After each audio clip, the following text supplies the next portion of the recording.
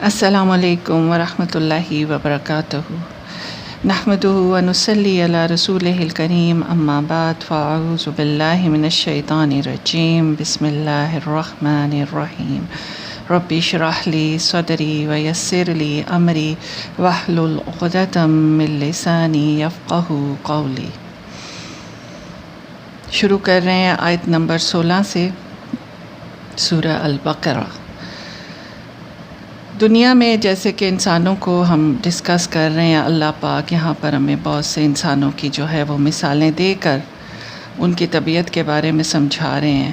تو یہاں پر خاص جن لوگوں کا ذکر ہونے لگا ہے وہ ایسے لوگ ہیں کہ جو مسکرا کر بھی دیکھتے ہیں تو وہ چاہتے ہیں کہ ان کو بدلے میں مسکراہٹ ملے، اور اگر مسکراہٹ نہ ملے تو پھر وہاں مسکرانا بھی چھوڑ دیتے ہیں۔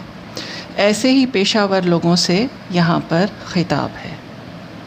فرمایا اولئک الذین، یہی وہ لوگ ہیں جنہوں نے گمراہی خرید لی بجائے ہدایت کے، بس کچھ فائدہ نہیں ہوا ان کی تجارت میں، اور نہ ہی وہ ہوئے ہدایت پانے والوں میں سے۔ یعنی ان منافقین کو تجارت کا سلیقہ بھی نہ ہوا، اچھی چیز جو ان کے فائدے کی تھی اسے چھوڑ کر گمراہی جیسی بری چیز خرید لی۔ کیونکہ یہ تجارت پیشہ قسم کے لوگ تھے، اس لیے ان کو تجارت کی تمثیل سے ہی سمجھایا گیا ہے۔ یعنی بہترین قیمتی چیز ایمان کو چھوڑ کر بدترین، ردی، باطل، ناقص، خراب چیز یعنی گمراہی خرید لی۔ یہ جو بھی میں نے آپ کو بتایا ہے یہ درس قرآن سے ہے۔ اب تعریف الفرقان سے آتا ہے۔ پہلی آیتوں میں منافقین کے قول و فعل کے تضاد، ان کی نخوت، بے بنیاد خوش فہمیوں اور عقل و فراست کے گھمنڈ نے ان کی عیاریوں اور سازشوں کو بے نقاب کر دیا، اور یہاں اس بنیادی صداقت کو بیان کیا جا رہا ہے کہ جو لوگ برائی کے راستے پر چلتے ہیں وہ کبھی اچھائی کی منزل پر نہیں پہنچتے۔ زہر کھا کر زندگی کی توقع رکھنا سراسر جہل ہے۔ یہ بے شعور، بے عقل، بے فراست لوگ جس کو فائدے اور عزت کا سودا سمجھ رہے ہیں وہ دراصل دائمی خسارے کا کاروبار ہے۔ یعنی کانٹے بوتے ہیں تو کانٹے بوتے ہیں تو انگور اور انجیر کی خواہش کرنا حماقت ہوگی۔ انہوں نے اللہ تعالیٰ کے پیغام کو قبول نہیں کیا تو اب دونوں جہانوں کی رسوائی کے سوا انہیں کچھ نہ ملے گا۔ یہاں اس آیت کے اندر لفظ آ رہا ہے اشترو۔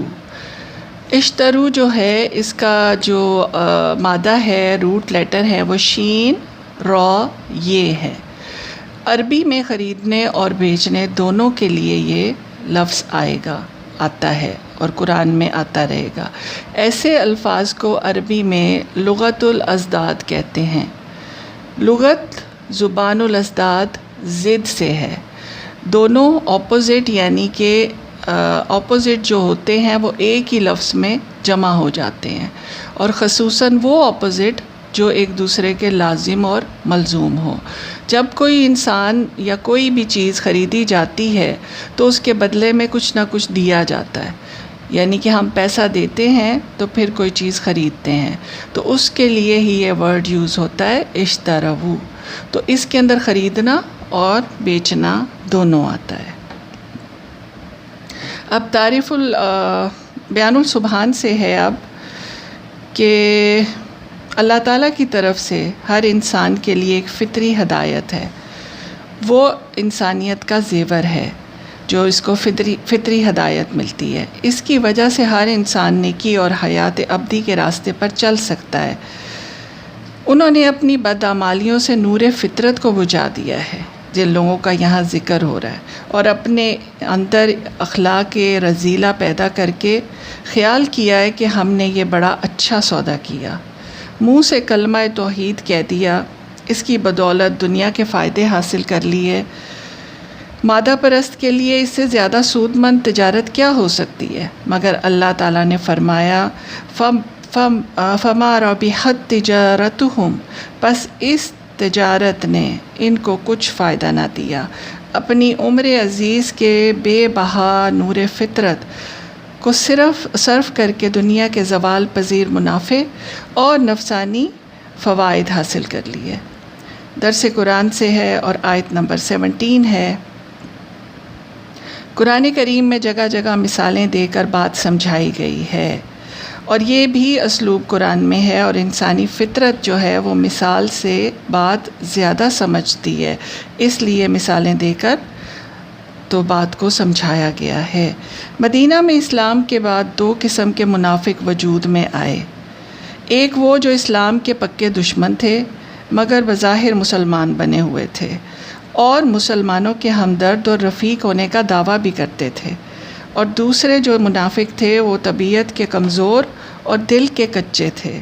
کبھی اسلام میں شک ہوتا کہ نامعلوم حق ہے یا نہیں، کبھی اسلام کی خوبیاں دیکھ کر دل اس کی طرف مائل ہو جاتا تھا ان کا۔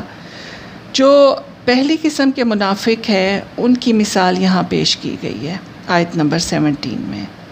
یہاں ان کی حالت اس شخص کی طرح ہے جس نے سخت اندھیرے میں آگ جلائی اور اس کی روشنی میں تمام چیزیں روشن ہو گئیں، تو وہ اس قابل ہو گیا کہ نفع اور نقصان کی چیزوں میں فرق کر سکے کہ اچانک اس کی آنکھوں کی روشنی اللہ تعالیٰ نے چھین لی۔ اب باوجود روشنی کے اسے کچھ نظر نہیں آتا۔ اسی طرح منافقین باوجود نور حق واضح ہونے کے ظلمت اور دلالت میں جا پھنسے۔ اس مثال کو ایک اور طرح سے بھی سمجھیے کہ اللہ تعالیٰ نے ہدایت کی شمع روشن کی اور رسول کریم صلی اللہ علیہ وسلم کو مبعوث فرما کر دین اسلام کو روشن کیا، تو مخلوق کو اس روشنی میں منزل مقصود کا راستہ معلوم ہو گیا اور ہر چیز صاف نظر آنے لگی، یعنی اچھائی اور برائی سب کچھ کلیئر ہو گئی۔ لیکن یہ منافق بظاہر چکا چوند کی طرف زیادہ مائل ہو گئے اور اسی میں گم ہو گئے۔ یہ بھول گئے کہ وہ مسافر ہیں اور صاف سیدھا راستہ چھوڑ کر دنیا ہی کے ہو رہے، اور پھر اسی چکا چوند میں انہیں اندھا کر دیا۔ یہ اول قسم کے منافقین کی مثال ہے۔ فرمایا صم بکم عمی فہم لا یرجعون، اور یہ آیت نمبر 18 ہے، یعنی یہ بہرے ہیں، گونگے ہیں، اندھے ہیں، یہ واپس نہیں لوٹیں گے۔ سمن کے معنی ہیں بہرے، اگرچہ ظاہری طور پر بہرے نہیں ہیں، حق کی باتیں سننے کے لیے بہرے ہیں۔ اسی طرح بکمن کے معنی گونگا کے ہیں، ان کی زبانیں تو ہیں اور بڑی خوبصورت چلتی ہیں اور تیز چلتی ہیں، لیکن سچی بات کہنے سے گریز کرتے ہیں، حق کا اقرار بھی نہیں کرتے، گویا وہ گونگے ہیں۔ اور امیون بھی اسی لیے کہا گیا ہے کہ حق کی نشانیوں کو آنکھوں سے دیکھ کر بھی کوئی اثر حاصل نہیں کرتے۔ علم حاصل کرنے کے 3 ظاہری ذریعے ہیں، یعنی کان، زبان، آنکھ۔ جب کوئی ان تینوں ہی ذرائع کو کھو بیٹھے تو پھر اس سے کوئی امید ہی نہیں رہتی کہ وہ ہدایت کی طرف آئے گا۔ دوسرے قسم کے منافقین وہی ہیں کہ اسلام کی خوبیاں دیکھ کر دل اس طرف میلان کھاتا ہے، مگر جب ان کے نفسانی آراز اور مفاد پر زد پڑتی ہے تو بدل جاتے ہیں، یعنی اچھا اور آسان لے لو، اور جہاں آزمائش آئی یا قربانی دینی پڑی نفس کی تو اسے چھوڑ دو۔ تفسیر القرآن سے ہے کہ منافقوں کی اللہ تعالیٰ نے مثال بیان فرمائی ہے، مثلہم کمثل الذی استوقد نارا، یعنی ان کی مثال جیسے مثال کسی نے آگ سلگائی، پھر جب اس آگ نے سارے ماحول کو روشن کر دیا تو ان کے نور کو اللہ تعالیٰ نے سلب کر لیا، مطلب یہ کہ آگ جلانے والے خود رسول اللہ صلی اللہ علیہ وآلہ وسلم ہیں، جنہوں نے کفر اور ضلالت کی تاریکیوں میں اسلام کی شمع روشن کی، حق کو باطل سے، صحیح کو غلط سے، راہ راست کو گمراہیوں سے چھانٹ کر بالکل نمایاں کر دیا۔ جو لوگ دیدہ بینا رکھتے تھے انہیں سب کچھ واضح ہو گیا، مگر جو اپنی مفاد پرستی کی وجہ سے اندھے ہو رہے تھے انہیں اس روشنی میں بھی کچھ نظر نہ آیا، تو اللہ تعالیٰ نے ذہب بنورہم سے تعبیر فرمایا۔ جب منافقین کو نور صداقت دیکھنا پسند ہی نہیں تو اللہ تعالیٰ نے بھی ان کو تاریکیوں میں بھٹکتا چھوڑ دیا۔ اللہ تعالیٰ کسی کو زبردستی ہدایت نہیں دیتا، اس کا قانون ہے جو جدھر جانا چاہتا ہے اسی راستے میں اس کو مدد کرتا ہے۔ چنانچہ منافقوں کی یہ حالت ہو گئی کہ حق سننے کے لیے بہرے، حق کہنے کے لیے گونگے اور حق سامنے دیکھ کر بھی اندھے ہو گئے۔ ابن کثیر میں ہے کہ شروع آیت کی تشریح وہی ہے جو پہلے بیان ہوئی۔ یہ جو اللہ تعالیٰ نے فرمایا ذہب اللہ بنورہم، چھین لی اللہ نے یا لے گیا اللہ ان کی روشنی، یعنی اللہ تعالیٰ ان کی روشنی کو لے گیا جو کہ نفع بخش تھی اور باقی چھوڑا جو ان کے لیے نقصان دہ تھا، یعنی آگ کا جلانا اور دھواں باقی رہا۔ پھر فرمایا وَتَرَكَهُمْ فِي ظُلُمَاتٍ، اور چھوڑ دیا ان کو اندھیرے میں، یعنی شک، کفر، نفاق کے اندھیروں میں۔ لا یبصرون، نہیں وہ دیکھ سکتے۔ اور یہ آیت نمبر 17 ہے۔ نہ راستہ پاتے ہیں نہ پہچانتے ہیں کیونکہ بہرے ہیں، گونگے ہیں، اندھے ہیں، دلالت اور گمراہی میں مبتلا ہیں۔ جیسا کہ سورہ الحج میں فرمایا کہ بات یہ ہے کہ آنکھیں اندھی نہیں ہوتی بلکہ دل جو سینوں میں ہیں وہ اندھے ہوتے ہیں، لہٰذا یہ اس ہدایت کی طرف کبھی واپس نہیں آئیں گے جس کو گمراہی کے بدلے انہوں نے بیچ دیا۔ تو نہ سمجھ جو امیون ہیں، جن کی آنکھیں ظاہری طور پر جو ہیں وہ تو ہیں، موجود ہیں، لیکن ان کی جو بصیرت ہے وہ سلب ہو جاتی ہے کیونکہ ان کو سچی بات جو ہے وہ نظر ہی نہیں آتی۔ اور یہی پہلا اصول تفسیر ہے کہ جو ابھی ہم نے سورہ حج کی آیت ادھر سپورٹ کی ہے اس آیت میں، تو یہ اصول ہے تفسیر کا کہ قرآن خود ایک آیت کی تفسیر کرتا ہے اپنی دوسری آیت کے ساتھ۔ اب یہاں پر جتنی بھی بات ہوئی اس سے یہی ہمیں پتہ چلا کہ بظاہر تو الفاظ یہ آئے ہیں کہ ان کی جو 3 حصے ہیں، سمن، بکمن، عمیون، یہ یعنی کہ سننے کی اور بولنے کی اور دیکھنے کی، یہ اللہ تعالیٰ سلب کر لیتے ہیں۔ لیکن ہم دیکھتے ہیں کہ جو بھی جتنے بھی لوگ اس وقت ہدایت سے دور ہیں، ان کی یہ تینوں چیزیں تو بہت کام کرتی ہیں، لیکن یہاں جو جیسے کہ ابھی فرمایا سورہ حج میں کہ بات یہ ہے کہ آنکھیں اندھی نہیں ہوتی بلکہ دل جو سینوں میں ہیں وہ اندھے ہو جاتے ہیں، اور یہ جو تینوں چیزیں ہیں یہ دل کی کھڑکیاں ہیں، یہ دروازے ہیں، اور جب ان کو بند کر دیا جائے، دل تک پہنچنے ہی نہ دیا جائے تو پھر دل جو ہے وہ بھی تاریک ہو جاتا ہے، زنگ آلود ہو جاتا ہے۔ تعریف الفرقان سے ہے کہ آیت کا خلاصہ یہ ہے کہ اللہ تعالیٰ نے ہدایت کی شمع جلائی، رسول اکرم صلی اللہ علیہ وسلم کو مبعوث فرما کر یعنی دین اسلام کو روشن کیا، تو تمام مخلوق کو اس روشنی سے منزل مقصود کا راستہ مل گیا۔ لیکن منافق تو بہرے، گونگے، اندھے ہو گئے۔ اگر صرف اندھے ہی ہوتے تو بھی غنیمت تھا، اندھا کسی کو پکار کر رہنمائی حاصل کر سکتا ہے، مگر جب بہرا اور گونگا بھی ہو تو ہدایت کے راستے پر آنے کی کوئی امید نہیں رہتی۔ اور یہ بہت اہم آیات ہیں کہ دنیا جسے ہم دیکھ دیکھ کر ہیرا رہ جاتے ہیں، اصل یہ اندھیر نگری ہے۔ اس میں روشنی صرف نور ہدایت کی ہی ہے۔ جو اس نور ہدایت کو تھام لیتا ہے وہ ضرور راستہ ڈھونڈ لیتا ہے اور اپنی منزل تک پہنچ جاتا ہے، جو کہ اللہ کی رضا اور جنت الفردوس ہے، اور جو انکار کرے تو تاریکی اس کا مقدر بنتی ہے۔ تفہیم القرآن اور معرف الفرقان سے ہے، یعنی دین اسلام روشنی اور کفر تاریکی ہے۔ بیان السبحان سے ہے کہ اس سے کافروں اور منافقوں کا ایک ہی زمرے میں ہونا اللہ تبارک و تعالیٰ کی طرف سے ہمیشہ کے لیے واضح ہو گیا، کیونکہ جو بات آیت 7 میں جو پیچھے گزر چکی ہے کہ پکے راسخ کافروں کے لیے کہی گئی تھی، وہ حرف آخر کے طور پر اللہ سبحانہ نے قطعیت سے فیصلہ صادر فرما دیا کہ ختم اللہ علی قلوبہم وعلی سمعہم وعلی ابصارہم غشاوہ ولہم عذاب عظیم۔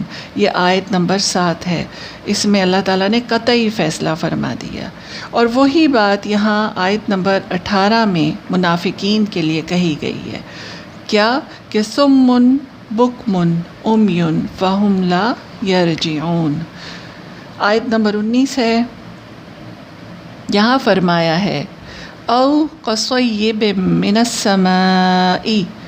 صیب جو ہے یہ اس کا روٹ ہے صاد واو با، ثوابا کہتے ہیں بارش کو، اور ایسی بارش جو مفید ہو، اور یہ مبالغے کا صیغہ ہے۔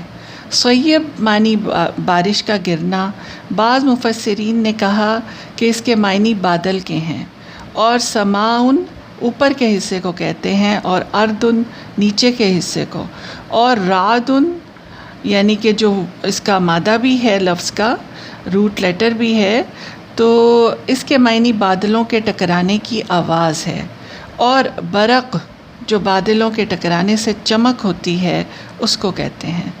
صاعقہ اس کا معنی ہوتا ہے زوردار دھماکہ، اور اس کا جو روٹ ہے وہ صاد عین قوف ہے، اور مخیب جو ہے وہ کڑکا ہے۔ اس آیت میں اللہ تعالیٰ کی قدرت پورے جبروت اور جلال کا مظاہرہ ہے، جسے پڑھ کر انسان اپنی بے مائگی اور بے بسی کو شدت سے محسوس کرتا ہے۔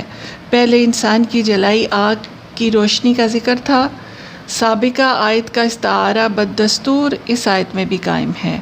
اب روشنی یہاں پر وہ ہے کہ قدرت کی دو توانائیوں سے پیدا ہونے والی ایسی روشنی یکا یک اس کی تند و تیز لہر آنکھوں کو کچھ وقت کے لیے خیرہ کر دیتی ہے۔ آپ کی آنکھ میں جب روشنی تیز پڑتی ہے یا چمک آتی ہے تو تھوڑی دیر آنکھ کیا ہوتا ہے، ادھر اندھیرا آ جاتا ہے، نظر نہیں آتا۔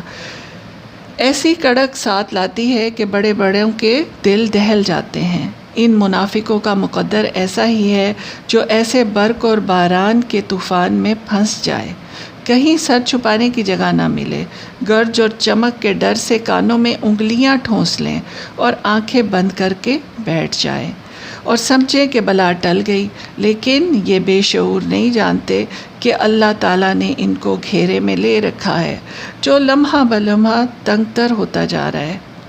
یہ آیات بڑی مشکل ہیں، ہر تفسیر میں ان کا مختلف بیان جو ہے نا مفہوم بیان ہوا ہے، اس لیے ہم مزید جو ہیں وہ تفسیریں دیکھتے ہیں اور اس کو سمجھتے ہیں۔ لیکن ایک بات یہاں پر یہ کلیئر ہے کہ جو لوگ اپنی آنکھوں، کانوں اور زبان سے وہ کام نہیں لیتے، یہ اللہ کی نعمتوں سے وہ کام نہیں لیتے کہ حق کو سنیں، حق کو دیکھیں اور حق کو پھر بیان کریں، تو وہ یہ نہ سمجھیں کہ وہ ان کے یہ کرنے سے ان کو کوئی فائدہ ہوگا۔ اس آیت میں، آیت نمبر 19 میں آپ یہ دیکھیں کہ یہ آپ عام لوگوں کو دیکھتے ہیں، سنتے ہیں کہ آپ اتنا علم حاصل ہی نہ کرو کہ جس کی جواب دہی ہو، ٹھیک ہے، لیکن یہ جو علم ہے قرآن کا یہ فرض عین ہے، اس کو لازمی حاصل کرنا ہے، کیونکہ اس کی جواب دہی آگے جا کے ہوگی کہ تمہارے لیے جو ہدایت کی کتاب بھیجی تھی اس سے کتنی ہدایت لی، پڑھ نہیں سکتے تھے تو سن تو سکتے تھے۔ تو یہاں پر ایسے ہی لوگوں کو ایک طرح سے ان کو ایک تنبیہ دی جا رہی ہے، ان کا انجام بتایا جا رہا ہے کہ وہ بے فکر نہ ہوں کہ وہ ایسا کرنے سے بچ جائیں گے، نہیں۔ مزید ہم تفسیر دیکھتے ہیں، بیان السبحان میں آتا ہے کہ ان منافقین کی مثال ان لوگوں کی طرح ہے جو اندھیری رات میں کڑک چمک والی بارش سے، جو اصل میں سراسر نفع بخش ہے، ڈر کر کسی قحط سالی کے مقام پر چلے جائیں۔ یعنی کہ یہ ان کو اسلام کی شریعت کی جو فرائض ہیں، جو قیود ہیں، وہ بڑے ناگوار گزرتے ہیں اور وہ سمجھتے ہیں کہ یہ تو بہت ناقابل برداشت ہیں. تو اس سے بچ کر وہ کیا کرتے ہیں، کسی ایسے مقام پر چلے جاتے ہیں کہ جہاں پر یہ جو رحمت والی بارش ہے، بے شک یہ کڑک والی ہے، چمک والی ہے، لیکن اس سے بچ جائے. تو قرآن جو کہ آسمانی اور روحانی پانی ہے، یہ روح کو تر و تازہ کرنے والی بارش تھی جس سے یہ بچتے رہے. تو اس کے احکامات اور عبادات سے ڈر کر کفر اور نفاق کے اندھیروں کی کوٹھری میں انہوں نے چھپنا پسند کیا، اور یہ چھپنا چاہتے ہیں اور اس کو باعث موت سمجھتے ہیں. قرآن کے احکام کو کڑک، چمک اور بجلی کی طرح سمجھ کر کانوں میں انگلیاں ٹھونس لیتے ہیں، سننا ہی نہیں چاہتے تاکہ اس کی آواز کانوں میں ہی نہ پڑے، کہیں یہ مر نہ جائیں. اگرچہ یہ نفس امارہ کی موت ہے، روح کی موت نہیں ہے، بلکہ روح کے لیے تازگی، شادابی اور حیات ابدی ہے. پھر یہ اللہ تعالیٰ کے احاطہ قدرت سے کیسے بھاگ سکتے ہیں؟ تفہیم القرآن سے ہے، پہلی مثال ان منافقین کی تھی جو دل میں قطعی منکر تھے، مصلحتاً مسلمان بن گئے تھے، اور دوسری مثال ان کی ہے جو شک اور تذبذب میں، ضعف ایمان میں مبتلا تھے. کچھ حق کے تو قائل تھے، مگر ایسے حق کے قائل نہیں تھے کہ جن میں تکلیفوں اور مصیبتوں کو بھی برداشت کر جائیں. اس مثال میں بارش اسلام ہے جو انسانیت کے لیے رحمت ہے، صیب ہے، اور رحمت بن کر آیا یہ اسلام. اندھیرا، کڑک، چمک سے مراد جو ہے وہ مشکلات اور آزمائشیں ہیں، مصائب کا ہجوم ہے، اور وہ سخت مجاہدہ جو جاہلوں کی شدید مزاحمت کے سبب پیش آ رہا تھا. منافقین کچھ دیر کے لیے تو اپنے آپ کو اس غلط فہمی میں ڈال سکتے ہیں کہ ہلاکت سے بچ جائیں گے، مگر اصل میں اس طرح وہ بچ نہیں سکتے، کیونکہ اللہ تعالیٰ تمام طاقتوں سے ان پر محیط ہے. تعریف الفرقان سے ہے کہ یہ جو فرمایا یکاد البرق یخطف ابصارہم، سابقہ آیتوں کا انداز، اور یہ آیت نمبر 20 ہے، سابقہ آیتوں کا انداز بیان یہاں بھی موجود ہے. اس بیان کی دو تہیں یا دو حصے ہیں. اللہ تعالیٰ کے کلام معرف لا محدود ہے، جو جتنا غور کرے، جتنی توفیق ملے، اتنے ہی اسرار اس پر کھلتے جاتے ہیں. یہاں منافقوں کی ظاہری کیفیت ان کی اٹل تقدیر کا بیان ہے. دوسرا یہ کہ کبھی ایک لمحے کے لیے ان منافقوں کو حقیقت کی کوئی جھلک نظر آتی ہے تو لگتا ہے کہ شاید سیدھے راستے پر آ جائیں، لیکن حقیقت کی وہ روشنی ان کے لیے بجلی کی ایک چمک ہی ثابت ہوتی ہے. بس ان کے سامنے اندھیرا پھر چھا جاتا ہے. کچھ گو کی حالت میں ہیں، روشنی دیکھ کر آگے بڑھتے ہیں. مسلمانوں کی حالت بہتر دکھائی دیتی ہے تو اسلام کی طرف کچھ قدم بڑھاتے ہیں. جب اسلام کے لیے کچھ قربانیاں دینی پڑتی ہیں تو ان پر اندھیرا چھا جاتا ہے. قدم پھر اسلام کی طرف بڑھتے ہوئے رک جاتے ہیں. اگر اللہ تعالیٰ چاہے تو ان کی سماعت اور بصارت سلب کر لیتا، مگر ان کو ڈھیل دی جا رہی ہے کہ قطعی کوئی فیصلہ کر لیں اور ان پر اتمام حجت ہو جائے، یا تو سچے مومن ہو جائیں یا اللہ کے غضب میں آ جائیں. تفہیم القرآن سے ہے کہ پہلے جن منافقین کا ذکر تھا ان کا نور بصیرت اللہ تعالیٰ نے سلب کر لیا. اسی طرح ان دوسرے قسم کے منافقین کو بھی اندھا بہرا بنا سکتا تھا جو حق کے لیے تذبذب میں پڑے ہوئے ہیں، مگر اللہ تعالیٰ کے یہ قانون نہیں ہے کہ زبردستی کسی کو حق دیکھنے یا سننے سے محروم کر دے، اور نہ ہی کسی پر زبردستی کوئی چیز مسلط کر دے، یعنی کہ اسلام یا ہدایت. تو بس جو جدھر جانا چاہے وہی اس کے لیے آسان ہو جاتا ہے. ظاہر ہے کہ اللہ تعالیٰ نے فرمایا ہے کہ جو جس طرف کوشش کرے گا میں اسی راہ کی طرف اس کو آسانی دوں گا. درس قرآن میں ہے کہ منافقین کی دونوں مثالیں بیان فرما کر آخر میں ان کو دھمکی دی جاتی ہے اور تنبیہ کی گئی ہے کہ وہ سب کے سب اللہ تعالیٰ کے احاطہ قدرت میں ہیں. ان کی خباثتوں اور شرارتوں پر کسی بھی وقت کسی بھی حال میں تباہ و برباد کیے جا سکتے ہیں۔ دیکھنے سننے کی طاقتیں بھی ضبط اور سلب ہو سکتی ہیں، کیونکہ اللہ تعالیٰ ہر چیز پر قادر ہے۔ ان کو حق چھوڑ کر مطمئن نہیں ہو جانا چاہیے۔ ابن کثیر سے ہے کہ ابن عباس رضی اللہ تعالیٰ عنہما نے فرمایا، قیامت کے دن اہل توحید میں سے ہر ایک کو نور عطا کیا جائے گا، مگر پل صراط عبور کرنے کے وقت منافق کا نور گل ہو جائے گا۔ مومن اس منظر سے ڈر جائیں گے تو دعا کریں گے، ربنا اتمم لنا نورنا، اور یہ سورہ تحریم کی آیت نمبر 8 میں آتا ہے۔ اور اس تفصیل سے معلوم ہوا کہ لوگوں کی 2 قسمیں ہوں گی، کچھ خاص مومن جیسے البقرہ کی پہلی 4 آیات میں متقین کا ذکر آیا اور ان کا تذکرہ ہے، اور کچھ خالص کافر، یعنی کہ ان 4 آیات کے بعد 2 آیات میں جن کا ذکر آیا، اور پھر ہیں منافق۔ ان کی بھی 2 قسمیں ہیں۔ نمبر 1 خالص منافق، ان کے لیے آگ والی مثال بیان کی گئی کہ جو بھی آپ کو بتائی، اور نمبر 2 شک میں مبتلا فاسق، جن کے سامنے کبھی ایمان کی روشنی جگمگانے لگتی ہے اور کبھی بجھ جاتی ہے، ان کے لیے بارش والی مثال بیان کی گئی ہے۔ ان کا نفاق پہلے درجے کے لوگوں سے کمتر ہوتا ہے۔ ان تمام آیات کریمہ سے مجموعی طور پر یہ بات ثابت ہوئی کہ مومنین کی 2 قسمیں ہیں، یعنی کہ پہلی مقربین ہیں اور دوسری ابرار ہیں، اور یہ سورہ واقعہ اور دہر میں ان کا ذکر آتا ہے۔ کافروں کی بھی 2 قسمیں ہیں، اور ایک جو ہیں وہ کفر کے داعی ہیں، یعنی کہ وہ اس پر راضی نہیں ہے کہ وہ خود کفر کر رہے ہیں، بلکہ وہ لوگوں کو بھی اس طرف لاتے ہیں، دعوت دیتے ہیں، اور دوسرے وہ کفار کی پیروی کرنے والے ہیں، یعنی کہ جو بھیڑ بکریوں کی طرح انہی کے پیچھے چل رہے ہیں۔ تو یہ اس کے بارے میں ابن کثیر میں جو میں نے ابھی آپ کو ابن عباس کا قول بتایا، اس میں کچھ اور احادیث بھی آ رہی ہیں جن کو آپ خود بھی پڑھ سکتے ہیں، اور یہاں پر ہماری یہ آیات آج کی مکمل ہوئی ہیں۔ اللہ تعالیٰ قبول فرمائے۔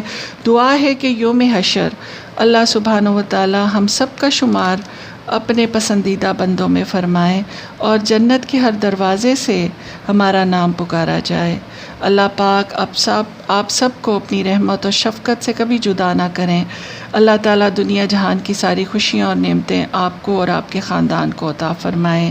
سبحان ربک رب العزت عما یصفون وسلام علی المرسلین والحمد للہ رب العالمین۔